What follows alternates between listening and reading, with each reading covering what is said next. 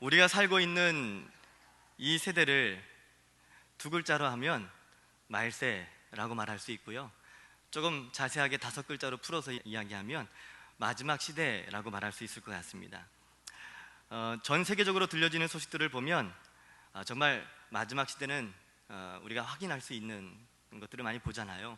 믿지 않는 분들도 뉴스를 보다가 아이고 말세요 말세 이런 얘기 하시는 거 들어보셨죠?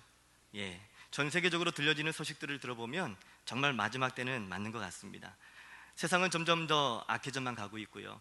전쟁과 기근, 또 지진, 박해, 이단의 미혹 등 마태복음 24장에 우리 주님이 마지막 때가 되면, 이 세상의 종말이 다가오면 어떤 징조가 나타나게 될지 말씀해 주신 것처럼 세상의 곳곳에 들려지는 소식들을 들어보면 주님 말씀하시는 그대로 이루어지는 것들을 보게 됩니다. 고린도전서 10장 11절 12절 말씀에 보면 그들에게 일어난 이런 일을 본보기가 되고 또한 말세를 만난 우리를 깨우치기 위하여 기록되었느니라. 그런즉 선줄로 생각하는 자는 넘어질까 조심하라. 이 말씀을 고린도 교회에게 주고 계시는데요, 오늘날 우리들에게도 마지막 시대 말세를 살아가고 있는 우리들에게도 동일하게 주님이 주시는 말씀인 줄로 믿습니다. 이 말씀이 한마디로 말하면 말세를 살아가고 있는 우리들이 더욱 믿음을 굳게 붙잡고 믿음으로 더욱 굳게 서야 할 것을 말씀해주고 계시는 거예요. 선줄로 생각하는 자는 뭐 할까 조심하라, 넘어질까 조심하라, 이렇게 말씀하고 계세요. 이 말은 지금 내가 믿음이 있다고 생각하는 사람들은 더욱 이 믿음을 빼앗기지 않도록 깨어 있어라 라는 말씀이죠. 왜 우리가 믿음을 잃지 않도록 깨어 있어야 하는지 주님이 구약의 한 역사를 통해서 본보기로 보여주시면서 우리에게 가르쳐 주셨어요. 본보기로 보여주신 그 역사가 바로 출애굽 역사인데요, 애굽에서 광야를 지나서 가나안 땅까지 가는 것을 우리는 출애굽 구원의 역사다라고 말하는데, 이 출애굽 구원의 역사를 본보기로 주님이 보여주시면서 말세를 살아가고 있는 우리들에게 오직 믿음으로 굳게 서야 할 것에 대해서 우리에게 말씀해주고 계십니다. 우리 지도를 한번 잠깐 살펴보실까요? 출애굽 구원의 역사를 살펴보기 위해서 지도가 없이는 설명이 좀 어려워서 지도를 보겠습니다. 예, 저 지도를 보시면 애굽이 어디고 광야가 어디고 가나안 땅이 어딘지 보실 수 있겠습니까? 저희 동그라미 쳐 있는 부분이 바로 애굽이라는 나라이고요, 지금 우리는 이집트라고 불려지잖아요. 성경에는 애굽이라고 번역이 되어 있습니다. 그리고 광야가 어디냐면요, 바로 저기가 광야죠. 성경에서 나오는 광야가 바로 저곳입니다. 그리고 가나안 땅이 어디냐 하면 바로 저곳입니다. 예, 좀 더 자세한 지도를 한번 살펴보겠습니다. 자세한 지도. 예, 저 지역이 바로 애굽에서 이스라엘 백성들이 광야를 지나서 가나안 땅까지 가는 그 길목을 한눈에 볼 수 있는 지도인데요, 이스라엘 백성들이 모여 살고 있었던 애굽이라는 나라에 모여 살고 있었던 그 지역이 어디냐면 고센이라는 지역인데요, 바로 저곳입니다. 고센이라는 땅에서 이제 홍해를 지나서 광야로 나와서 가나안 땅까지 갈 때에 광야를 지날 때 두 곳을 들렸는데요, 우리가 기억해야 할 두 지명이 있습니다. 첫 번째 들렸던 곳이 바로 시내산이에요. 이스라엘 백성들이 애굽에서 정착하여 살고 있을 때 바로의 권세 아래 팔려 있던 종노릇하던 이스라엘 백성들을 모세라는 지도자 한 사람을 세우셔서 이 바로 왕에게 가서 내 백성을 내놓아라 라고 말씀하셨잖아요. 그런데 이 바로 왕이 마음이 얼마나 완악하고 완고한지 이스라엘 백성들을 내어주질 않는 거예요. 그래서 할 수 없이 하나님이 애굽 전 지역에 재앙을 내리시기 시작하잖아요. 10가지 재앙을 내리시는데 피, 개구리, 이, 파리, 이 10번째 장자의 죽음까지 이 재앙을 내리시는데 10번째까지 이 바로 왕이 이스라엘 백성들을 내어주지 않다가 결국 10번째 장자가 죽는 바로 유월절 사건이 있었던 바로 그 재앙이죠. 장자가 죽는 사건을 통해서 결국 두 손 두 발 다 들고 이스라엘 백성들을 내어주게 됩니다. 그래서 이스라엘 백성들이 홍해를 가르고 이제 광야를 지나가게 되는데 애굽에서 떠나서 50일 만에 도착한 곳이 바로 저 시내산이라는 곳이에요. 시내산. 시내산 아시죠? 맑은 시내가 흐르는 시내산. 어떤 무식한 한 분이 성경을 몰라도 어떻게 그렇게 모를 수가 있어요. 맑은 시내가 흐르는 시내가 아니라 원래 이름은 뭐라고요? 시나이. 이집트를 우리 성경에는 애굽으로 번역했듯이 시나이라는 이름을 시내라는 이름으로 번역했을 뿐이지 시내라고 해서 맑은 시내가 흐르는 그런 산이 아닙니다. 맑은 시내가 흐르는 시내산에서 모세가 율법을 계명을 받았던 것처럼 자기도 맑은 시내가 흐르는 청계산에서 계시를 받았다는 이시성을 가진 인간이 사람들을 미혹하고 있는데, 그 미혹에 빠지는 인간들은 또 뭡니까 도대체? 분별하셔야 됩니다, 여러분. 아무튼 시내산에서 하나님이 이 모세를 통해서 이스라엘 백성들에게 십계명 율법을 주셨기 때문에 그 지명은 여러분이 꼭 기억하셔야 되고요. 두 번째 들렸던 곳이 있는데 이 지명도 여러분이 꼭 기억하셔야 됩니다. 바로 어디냐면 저 위쪽에 있는 그 동그라미 쳐 있는 부분 아시죠? 바로 가데스 바네아라는 지명입니다. 말이 좀 길어서 어려울 수 있는데 한번 따라해 보시겠습니다. 가데스 바네아. 가데스 바네아라는 이 지명은 여러분이 좀 이제부터 드리는 이 이야기를 좀 드리면 그 지명, 그 사건 하고 이야기하실 텐데, 바로 12명의 정탐꾼을 가나안 땅에 보내서 정탐하고 돌아오게 했던 그 사건입니다. 고개를 끄덕이시는 분들은 다 이제 기억하시는 분들이시죠? 이 이야기는 신명기 1장부터 그 내용이 자세하게 기록이 되어 있는데요, 12명의 정탐꾼을 가나안 땅에 보내서 그 땅을 정탐하고 오게 하잖아요. 그런데 정탐하고 돌아온 이 보고자들이 두 분류로 딱 나눠져서 이 정탐 보고를 하는 거예요.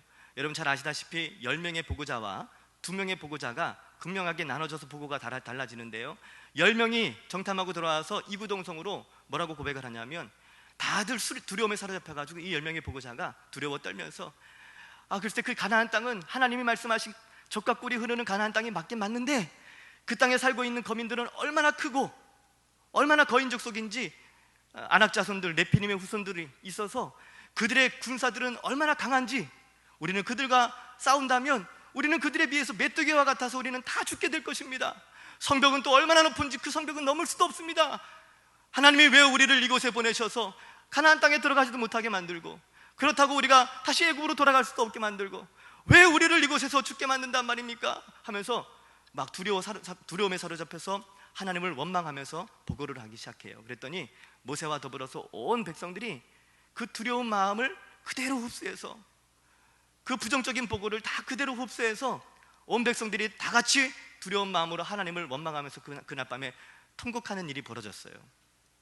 그런데 이 두 명의 보고자, 제가 참 존경하고 저의 롤 모델이기도 하신데요, 여호수아 형님과 우리 갈렙 형님을 아십니까? 우리 여호수아와 갈렙이라는 이 두 분은요, 똑같은 모습을 보고 왔음에도 불구하고 보고가 달랐어요. 비록 그 땅 가운데 거인 족속들이 살고 있었다 할지라도, 군사력도 강하고 높은 성벽이 있었다 할지라도, 이 여호수아와 갈렙은 마음이 달랐어요. 믿음이 있었던 거죠. 누구를 향한 믿음이죠? 하나님을 향한 믿음이에요. 아닙니다, 여러분. 그 땅은 우리가 취할 수 있습니다. 아무리 군사력이 강해도, 아무리 성벽이 높아도 하나님이 우리와 함께 하시지 않습니까? 하나님이 우리와 함께 하시기 때문에 우리는 그 땅을 정복할 수 있습니다. 그들은 우리의 밥입니다. 옷을 찢어가면서 사람들을 설득하는데요, 이미 10명의 보고자들, 그들의 말을 듣고 사람들이 마음속에 두려움이 사로잡혀서 이 여호수아와 갈렙의 이야기를 들으려고 하질 않는 거예요. 그때나 지금이나 어쩜 이렇게 부정적인 이야기는 사람들 사이에 금방 이렇게 전이 되는지.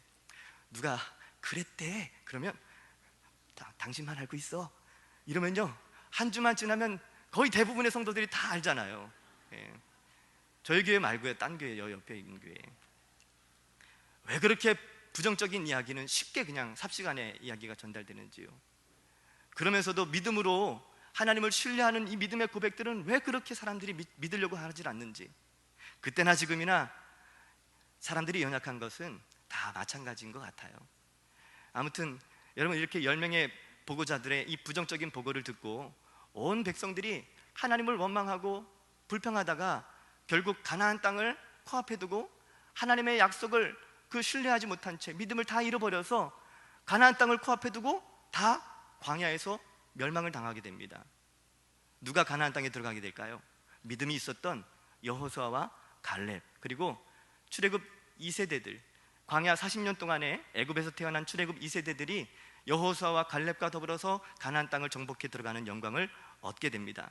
여러분, 이 출애굽 구원의 과정을 통해서 우리가 얻게 되는 아주 중요한 영적인 교훈이 있어요. 바로 애굽은 세상 나라를 상징하고요, 애굽을 통치했던 왕이 누구죠?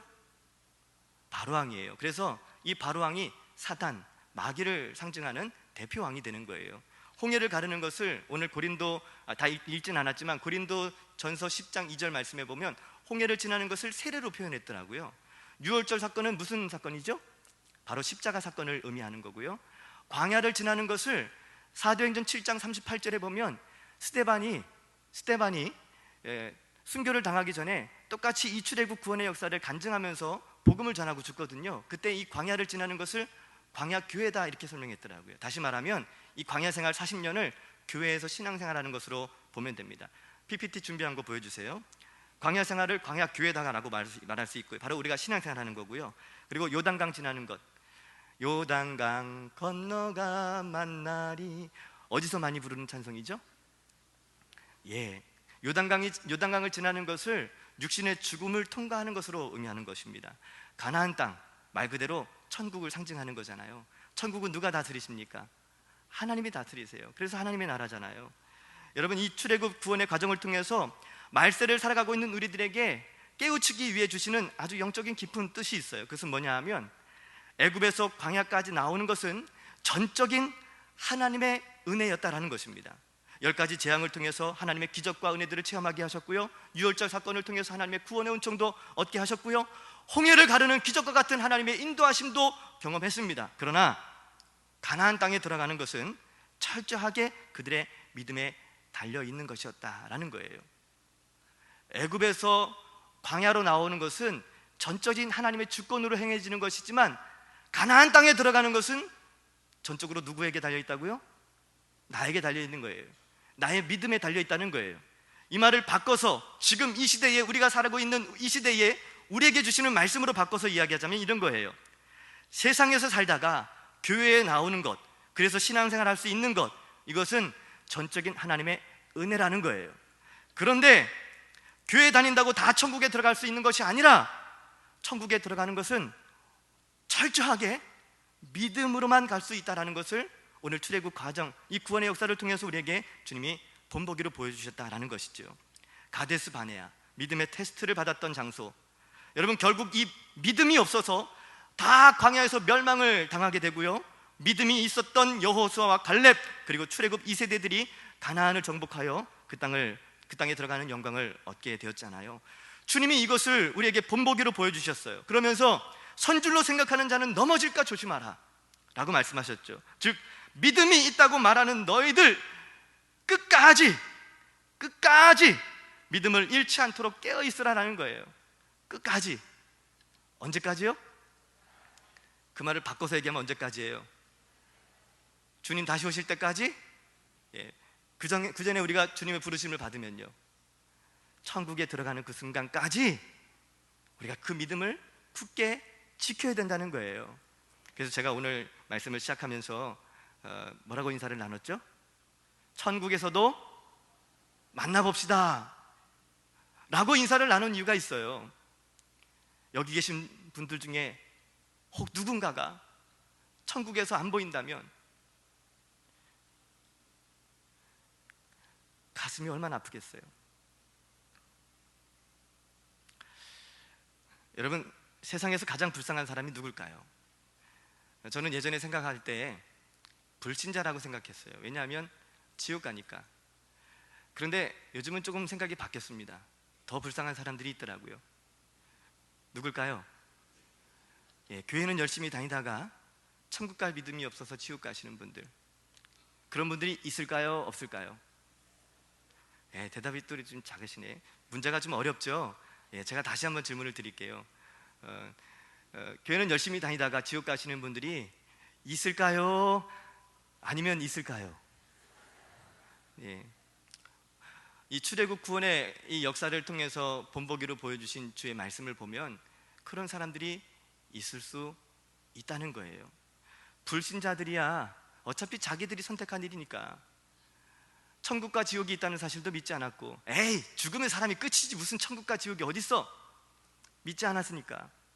예수님이 하나님의 아들이시고 그리스도이심을 믿지 않았으니까, 하나님이 살아계신 것을 믿지 않았으니까, 자신들이 선택한 일이라서 어쩔 수 없겠지만 그래도 좀 구원을 받아보겠다고 교회까지 나왔는데 결국은 천국 갈 믿음이 없어서 지옥에 가게 된다면 그보다 더 불쌍한 사람들이 어디 있겠냐는 거예요. 여러분, 교회를 다닌다고 다 천국 갈 수 있다면 얼마나 좋겠어요. 그런데 교회를 다닌다고 해서 다 천국 갈 수 있는 것이 아니기 때문에 신앙생활을 하면서 나에게 정말 천국 갈 수 있는 이 믿음이 있는가 확인해 보는 시간은 반드시 필요합니다. 그래도 고린도 후서 13장 5절의 말씀에 보면 너희는 믿음 안에 있는가 너희 자신을 시험하고 너희 자신을 확증하라. 예수 그리스도께서 너희 안에 거하시는 줄을 너희가 스스로 알지 못하느냐? 그렇지 않으면 너희는 버림받은 자니라. 예수님이 정말 내 안에 계시는지를 확인해 보라는 거예요. 내가 정말 구원받은 하나님의 자녀가 맞는지 확인해 보라는 거예요. 내가 오늘 밤 이 세상을 떠나도 천국 갈 수 있는 믿음이 있는지를 확인해 보라는 거예요. 질문해 보겠습니다. 자꾸 질문을 드려서 죄송해요. 졸린 시간이니까 대답을 하셔야 됩니다. 대답을 하셔야 돼요. 준비하셔요. 여러분, 만약에 여러분 오늘 밤에 이 세상을 떠나신다면 천국 가실 확신이 있으십니까? 감사합니다. 이렇게 확신 있게 대답을 잘해 주셔서. 구원의 확신이 있으시다는 말씀이시죠? 구원받았다고 정말 확신하십니까? 여러분, 그런데 이 질문에 대답을 잘 못하시는 분들이 의외로 많더라고요. 신방 갔다가 어느 권사님이 믿음의 가정에서 태어나셨는데 권사님으로 또 신앙생활을 오래 하셨는데 이 믿음의 확신이 없으시더라고요. 대답을 잘 못하셔요. 그래서 질문을 이렇게 드리는데 그분만 대답을 못하시길래 권사님도 확신하시죠? 아멘이시죠? 하는데 이분이 안색이 어두워지시면서 대답을 잘 못하시다가 아주 진지하게 목사님, 전 잘 모르겠어요. 저는 잘 모르겠어요. 저는 확신이 없어요. 이렇게 대답하시더라고요. 그래서 그분에게 정직하게 대답을 해주셔서 제가 얼마나 감사했는지 몰라요. 남들이 다 구원받았다고 말하니까 나도 구원받았겠지. 같은 무리 속에 있으니까, 그냥 같이 교회 다니니까 나도 구원받았겠지 라고 그냥 생각하고 넘어가면 얼마나 좋겠어요. 그런데 그냥 구원받았겠지라고 치부하고 그냥 넘어가 버리면 안 된다는 거예요. 나중에 알고 보니까 나는 구원받았겠지라고 생각했는데 죽어보니까 천국 갈 수 있는 믿음이 아니었어요. 그러면 이보다 더 큰 일이 어디 있겠어요? 정직하게 말씀해 주셔서 제가 권사님 너무 감사해요. 정직하게 말씀해 주셔서 너무 감사해요. 사실 권사 직분을 갖고 그렇게 정직하게 고백한다는 게 쉬운 일이 아니잖아요. 내가 권사인데, 그러면서 그냥 은근히 슬쩍 넘어갈 수도 있는 문제인데 이분이 정직하게 얘기를 해주셨어요. 그래서 그날 같이 함께 복음을 다시 나누고 청년부, 학생부 수련회 가면 집회 시간에 복음을 함께 나눈 다음에 뜨겁게 회개 기도도 하고 그리고 예수님 영접하고 구원의 확신을 갖는 시간들을 갖는데요, 수련회는 아니었지만 그분을 위해서 복음을 다시 함께 나누고 예수님도 영접하고 회개 기도하면서 그렇게 구원의 확신을 갖는 시간들을 가졌습니다. 나중에 그분이 이제 예배가 다 마치고 난 다음에 목사님, 이제 저도 확신합니다. 목사님 너무 감사해요. 이런 고백을 해주시는데 제가 오히려 더 감사했어요. 얼마나 감사했는지 몰라요. 많은 분들이 교회를 나와 있기 때문에, 신앙생활을 내가 하고 있기 때문에 내가 구원받았다라고 생각하시는 분들이 의외로 많습니다. 그런데 그런 분들과 함께 교제하면서 이야기를 나눠보면 정말 구원받을 만한 믿음이 아닌 것들을 보게 되는 경우가 있어요. 신앙생활 한다고 말을 했는데 결국 천국 갈 믿음이 없어서 지옥 간다면 여러분, 그 책임이 누구에게 있겠습니까? 그 책임이 누구에게 있겠어요? 자신 있게 대답해 보세요. 그 책임이 누구에게 있죠? 예? 목사님들에게 있다고요? 예, 맞습니다. 예. 제 1차적인 책임은 목사들에게 있는 거예요. 아멘을 안 해주시니까 그래도 조금은 위로가 좀 되는데요. 예.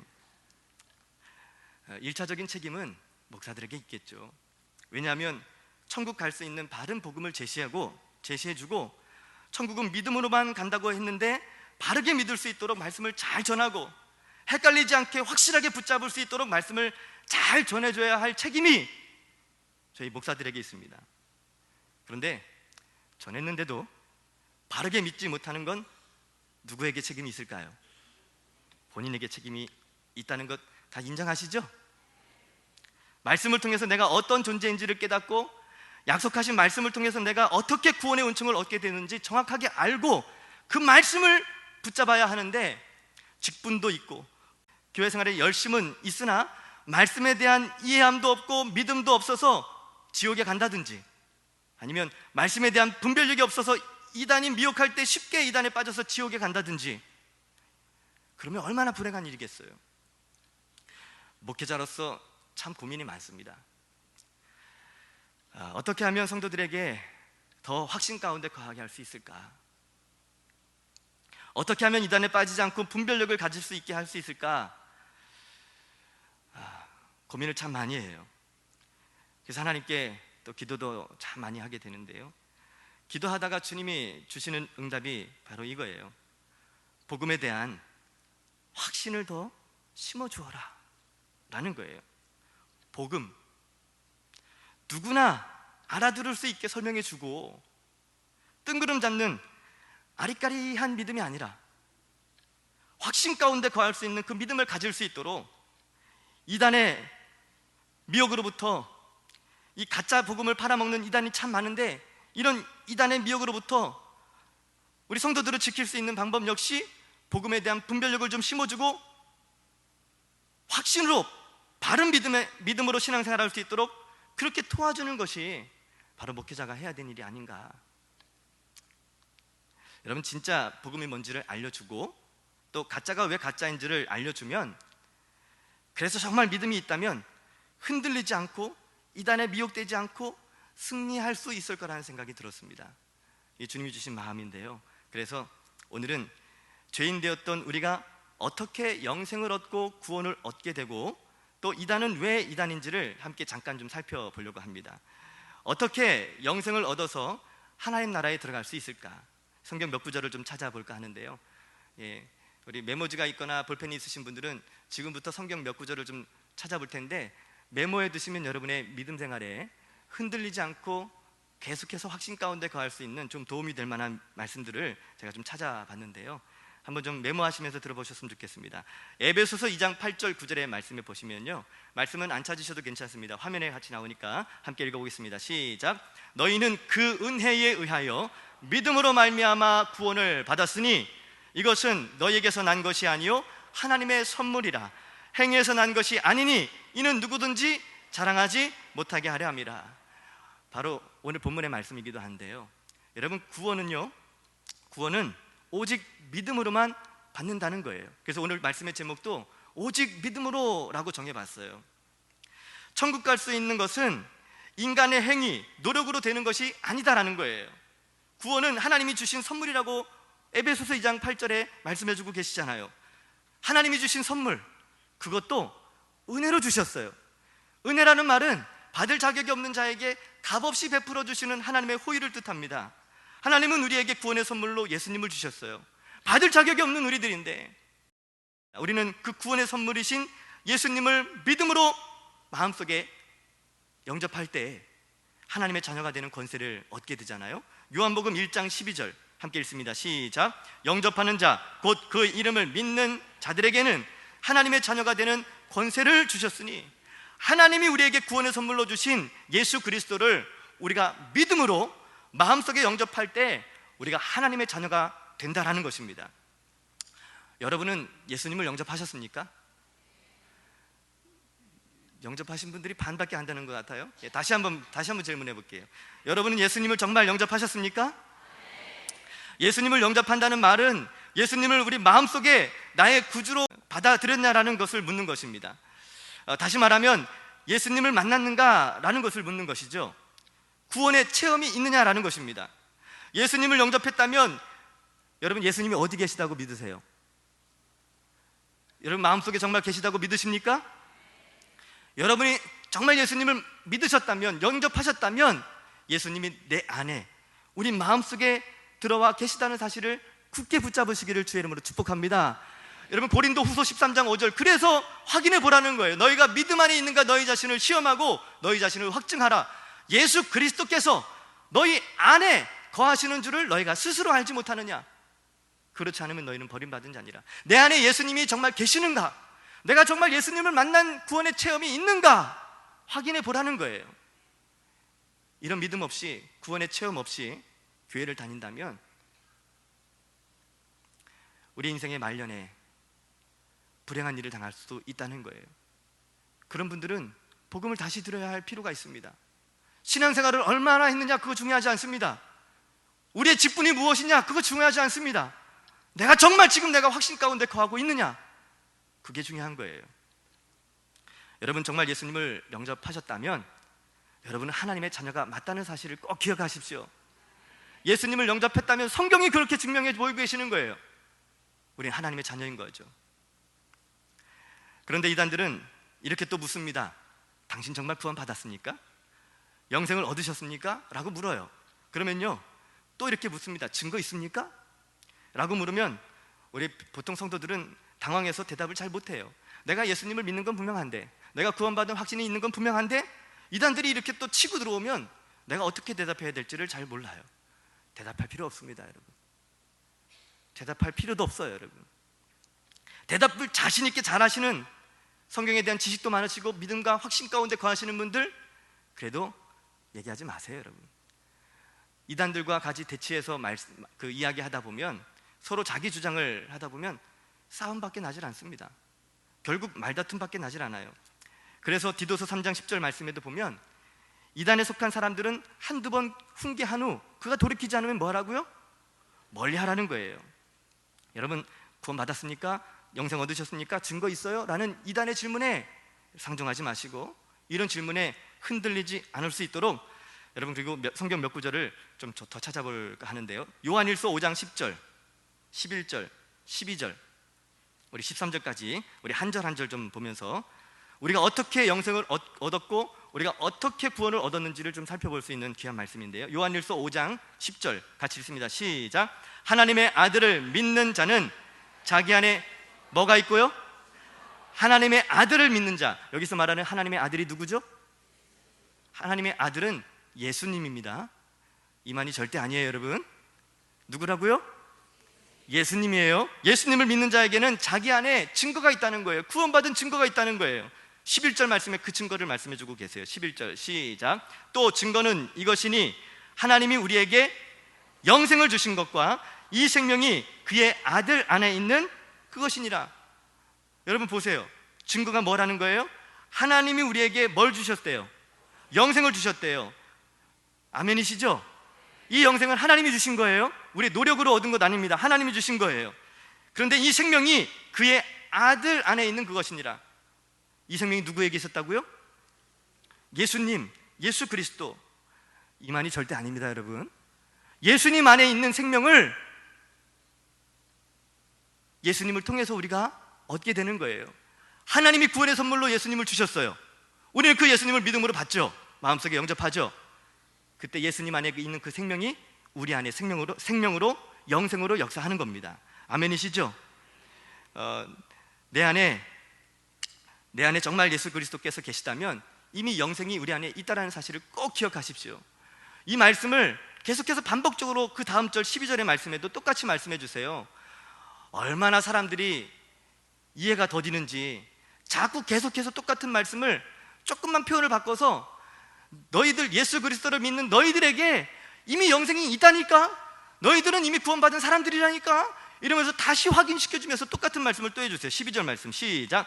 아들이 있는 자에게는 생명이 있고 하나님의 아들이 없는 자에게는 생명이 없느니라. 보세요. 아들이 있는 자에게는 뭐가 있고? 생명이 있고. 이 아들이 누구세요? 예수님이에요. 이 말이 절대 아닙니다. 하나님의 아들, 그 아들 예수 그리스도께서 내 안에 계시다면 내 안에 뭐가 있는 거예요? 생명이 있는 거예요. 아멘이시죠? 그런데 하나님의 아들 예수님이 내 안에 안 계시다면 내 안에 뭐가 없는 거죠? 생명이 없는 거예요. 신천지 같은 이단에 빠지게 되면 구원받지 못하는 이유가 뭔지 아십니까? 내 안에 예수님이 계셔야 할 그 자리에 이만희를 앉혀놓기 때문에 그렇습니다. 그래서 영생을 얻지 못하고 영생을 잃어버리고 지옥에 가게 되는 거예요. 13절 다시 한번 반복적으로 말씀해 주세요. 13절 시작. 내가 하나님의 아들의 이름을 믿는 너희에게 이것을 쓰는 것은 너희로 하여금 너희에게 영생이 있음을 알게 하려 함이라. 예수님을 믿는 우리에게 뭐가 있다고요? 여러분 예수님을 믿으십니까? 그러면 우리 안에 뭐가 있는 거예요? 영생이 이미 있는 거예요, 여러분. 아멘이시죠? 우리는 이미 그 예수 그리스도를 통해서 영생을 얻은 사람이라는 사실을 꼭 기억하십시오. 이 영생을 어떻게 얻을 수 있냐면 오직 예수 그리스도를 통해서만 영생을 얻을 수 있다는 거예요. 요한복음 3장 16절, 여러분 잘 아시는 말씀이죠. 하나님이 세상을 이처럼 사랑하사 누구를 주셨으니? 독생자. 독생자라는 말은 하나밖에 없는 외아들이에요. 이 말은 구원자는 오직 한 분밖에 없다는 거예요. 그분이 누구시라는 거예요? 예수 그리스도. 하나님이 우리를 이처럼 사랑하사, 우리를 사랑하셔서 내어주신 분이 바로 독생자 예수 그리스도라는 말이에요. 그 예수 그리스도를 믿는 자는 뭐하지 않고? 멸망하지 않고. 뭘 얻게 하시려고? 계속 같은 말을 반복합니다. 누구를 믿어야 영생을 얻는 겁니까? 여러분 예수님 믿으시죠? 그럼 영생을 얻으신 거예요? 아니면 앞으로 얻으실 거예요? 이미 얻었다는 사실을 굳게 믿으시기를 주의 이름으로 축복합니다. 예수님을 정말 믿었다면 이미 우리에게 영생이 있는 거예요. 아멘이시죠? 요한복음 14장 6절, 예수께서 이르시되 내가 곧 길이요 진리요 생명이니 나로 말미암지 않고는 아버지께로 올 자가 없느니라. 여기서도 보세요. 독생자, 유일한 구원자.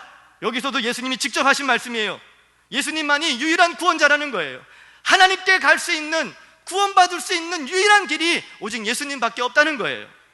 그런데 이단들은요 3시대론으로 이렇게 나눠서 이야기를 해서 이 시대에 예수님이 아닌 또 다른 구원자가 따로 있다는 거예요. 시대별 구원자.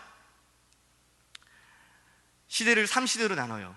우리는 두 가지 시대밖에 없죠. 구약시대와 신약시대. 지금 이 시대가 무슨 시대예요? 신약시대예요. 예수님이 다시 오시면 이제 끝나는 거죠. 그런데 아직 안 오셨습니다. 마태복음 24장 14절, 천국 복음이 땅끝까지 전해져야 예수님이 다시 오시는 거예요. 우리가 선교를 왜 하죠?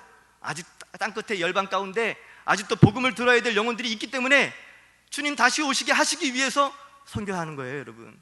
근데 아직은 아닙니다. 아직도 우리는 신약시대를 살고 있는 거예요. 그런데 이단들은요 시대를 3시대로 나눠서 구약시대, 신약시대, 그리고 지금은 계시록시대다 이렇게 얘기해서 구약시대 여호와 하나님이 신약시대의 구원자로 예수님을 보내주셨고, 신약시대 예수님이 마지막 계시록시대의 언약의 목자 구원자를 따로 보내주셨는데 그분이 누구라는 거예요? 이만이라는 거예요. 그런 논리로 말장난으로 그렇게 성경을 풀어갑니다.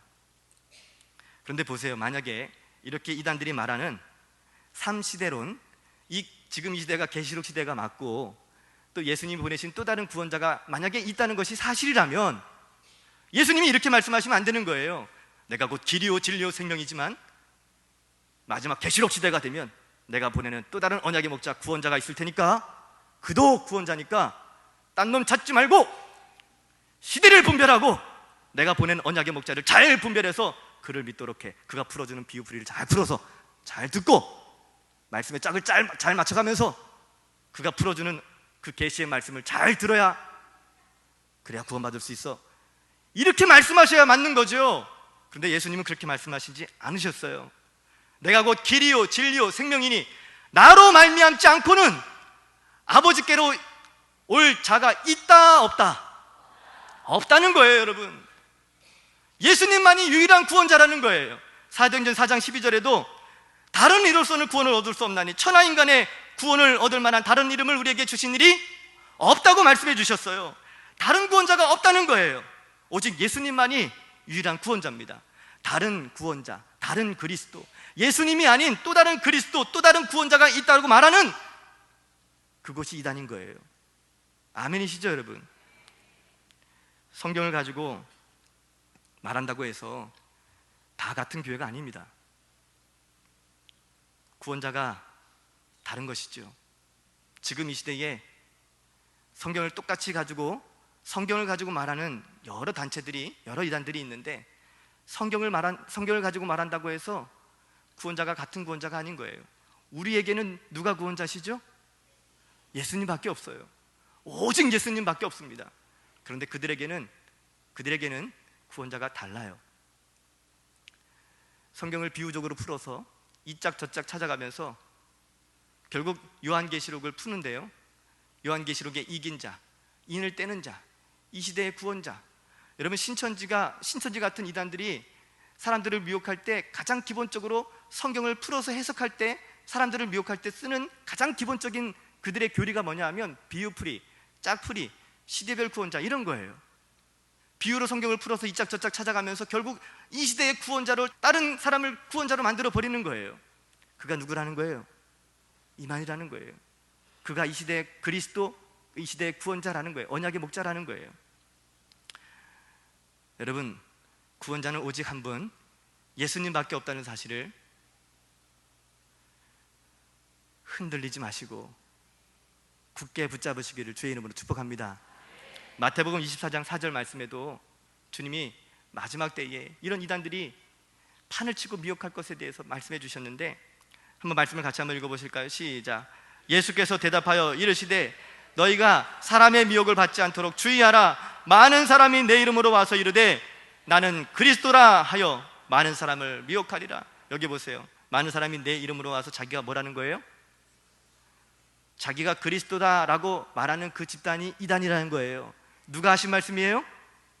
예수님이 하신 말씀이에요. 그래서 사람의 미혹을 받지 않도록 주의하라. 왜냐하면 여기 그리스도가 있습니다, 여기 구원자가 따로 있습니다 라고 말하는 이단의 미혹들이 있을 것을 주님이 우리에게 경계하라고 말씀해 주시는 거예요. 얼마 전 우산동에 하면 철다리 지나서 군지사 앞에 신천지 건물이 있잖아요. 거기에다가 현수막을 하나 걸었는데 이렇게 문구를 정해놨더라고요. 사람의 미혹을 주의하라. 그리고 그 밑에다가 말씀을 마태복음 24장 4절 이렇게 딱 적어놨어요. 그러면서 개종교육 절대 받지 말 것, 뭐 이렇게. 지금 누가 누구를 미혹하고 있는데 그 말씀을 거기다 써먹어요. 여러분, 우리는 그리스도가 따로 있다라고 말합니까? 다른 사람들에게 우리 교회에 그리스도가 따로 있어요, 그렇게 사람들을 미혹합니까 우리가? 아니잖아요. 여러분 보세요. 죄송합니다 목사님. 저희가 우강성 목사님이 구원자라고 말한 적이 없잖아요. 그래 안 그래요? 우리 담임 목사님 참 존경할 만한 분이시고 정말 사랑할 만한 분이신데 그건 사실이지만 우리 목사님은 구원자가 아니시잖아요. 저는요, 제가 구원자입니까? 저를 믿으시면 큰 코 다치십니다. 믿으시는 분들도 없으시겠지만 사람은 누구나 다 똑같아요. 여러분이나 저나 하나님의 은혜가 필요하고 구원이 필요하고 영생을 얻어야 할 죄인들인 거예요. 이는요, 죄인 아니에요. 그는 아담 이후에 태어난 모든 사람들은 다 죄인이에요. 죄인으로 태어나서 죄 가운데 살다가 결국 그 죄 때문에 영원한 멸망에 이를 수밖에 없는 죄인이란 말이죠. 왜냐하면 아담이 갖고 있는 죄성을 그대로 갖고 태어났기 때문에. 근데 예수님은 달라요. 창세기 3장 15절에 말씀하신 것처럼 여자의 후손으로 오셔서 이사야 7장 14절, 마태복음에 1장에 보면 이사야가 예언했던 그 말씀 그대로 처녀가 잉태하여 아들을 낳는 그 예언의 말씀 그대로 그 말씀을 인용해서 보라, 처녀가 잉태하여 아들을 낳으리니 그 이름을, 예수님은 처녀의 몸에 성령으로 잉태되어 오신 분이십니다. 그 말은 무슨 말이냐 하면 죄와는 상관없으신 몸으로 오셨다는 말이에요. 그분만이 유일한 구원자라는 거예요. 하나님의 초자연적인 능력으로 성령으로 잉태되어 오신 그분이 예수님이신데 그분만이 유일한 구원자라는 거예요. 똑같은 인간의 몸을 입고 왔지만 그분은 죄하고는 상관이 없으신 분이세요. 우리는 다 죄인이지만. 여러분, 죄인은 부모님이 있을까요, 없을까요? 형제들은요? 첫째 아들이라면 제가 좀 어떻게 좀 생각해 보겠는데, 몇째 아들이죠? 제가 알기로는 셋째인가 넷째인가 그런데, 엄마 아빠가 사랑해서 난 아들이에요. 다시 말하면 이만희 씨나 우리나 똑같은 죄인이라는 말이에요. 어렸을 때부터 이단에 가서 거기서 가르치는 교리를 배워가지고 지금의 이 시대의 신천지라는 이름을, 그 간판을 걸고 또 다른 이단 단체를 만들었을 뿐, 여러분, 이 씨는 절대 구원자가 아니에요. 마태복음 24장 23절 24절 말씀을 읽고 마치겠습니다. 시작. 그때의 사람이 너에게 말하되 보라, 그리스도가 여기 있다 저기 있다 하여도 뭐 하지 말라? 믿지 말라. 거짓 그리스도들과 거짓 선지자들이 일어나 큰 표적과 기사를 보여 할 수만 있으면 택하신 자들도 미혹하리라. 이게 누가 하신 말씀이죠? 예수님이 직접 하신 말씀이에요. 마지막 때가 되면 이런 일이 벌어질 것에 대해서 예수님이 직접 하신 말씀이에요. 그래서 고린도 전서 10장 12절에 그런즉 선줄로 생각하는 자는 넘어질까 조심하라. 믿음이 있다라고 말하는 너희들, 믿음이 정말 있다고 확신한다면 그 믿음이 잃지 않도록 깨어있으라는 말이에요. 여러분, 우리가 교회 예배당에서 만나는 것으로 끝나지 않고 이 자리에 계신 여러분, 우리 삼천의 모든 성도들은 천국에서도 정말 만날 수 있는 복이 있으시기를 축복합니다. 우리 옆에 계신 분에게 한 번 더 인사하시겠는데요, 정말 천국에서도 만나봅시다. 인사하겠습니다.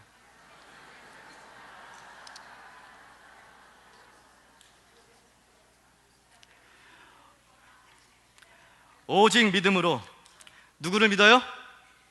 예수 그리스도.